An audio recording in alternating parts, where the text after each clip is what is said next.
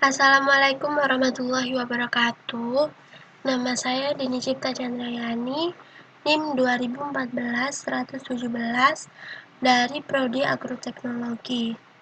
Di video kali ini, saya akan membahas tentang cangkok, yaitu pengertian pada teknik mencangkok. Yang kedua, kelebihan dan kekurangan teknik mencangkok. Yang ketiga, alat dan bahan apa sih yang kita butuhkan untuk mencangkok. Yang keempat, bagaimana langkah dan cara mencangkok, dan lain sebagainya.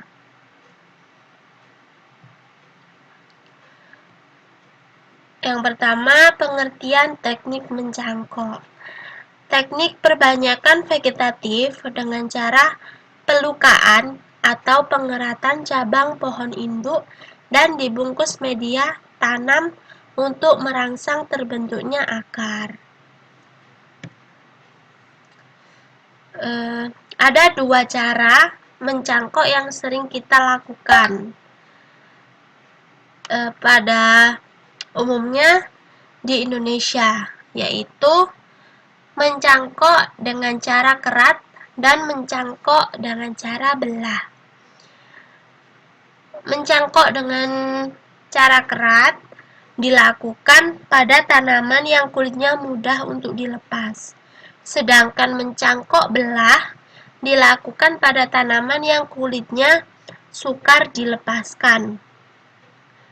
Waktu mencangkok sebaiknya dilakukan pada musim hujan.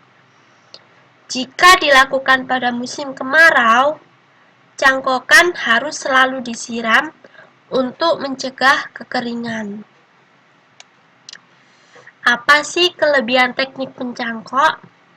Yang pertama, produksi dan kualitas buahnya akan persis sama dengan tanaman induknya.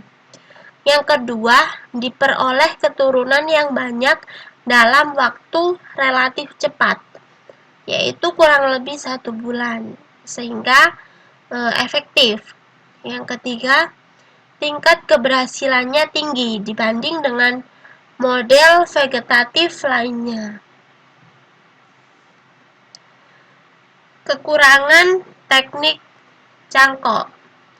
Yang pertama, tanaman tidak tahan kering. Yang kedua, tanaman mudah roboh bila ada angin kencang karena tidak berakar tunggang. Yang ketiga, tajuk pada pohon induk menjadi rusak karena banyak cabang yang dipotong. Alat dan bahan. Alat yang digunakan untuk mencangkok yaitu pisau pengerat, 2 plastik, yang ketiga rafia. Bahannya, yang pertama, tanaman yang akan dicangkok. Yang kedua, media tanam berupa lumut yang dicampur dengan air. Langkah-langkah mencangkok. Yang pertama, siapkan tanaman yang akan dicangkok. Pilih batang yang kuat, kualitasnya unggul, dan tidak terlalu muda atau tidak terlalu tua. Yang kedua, membuat 2 buah keratan melingkar pada daerah tunas dengan pisau. Yang ketiga, mengupas atau menyayat kulit batang 3-4 cm hingga bagian kambiumnya hilang. Yang keempat, keringkan getah yang masih menempel pada hasil keratan. Yang kelima, siapkan dan atur lembar plastik atau kantong plastik yang sudah dibelah. Posisi lembaran plastik menghadap ke arah bawah. Kemudian ikat dengan tali plastik.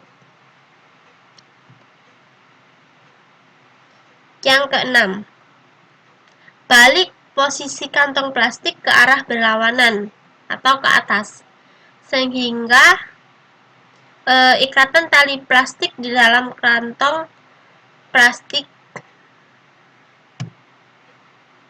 Yang ketujuh, menutup bekas sayatan dengan media cangkok.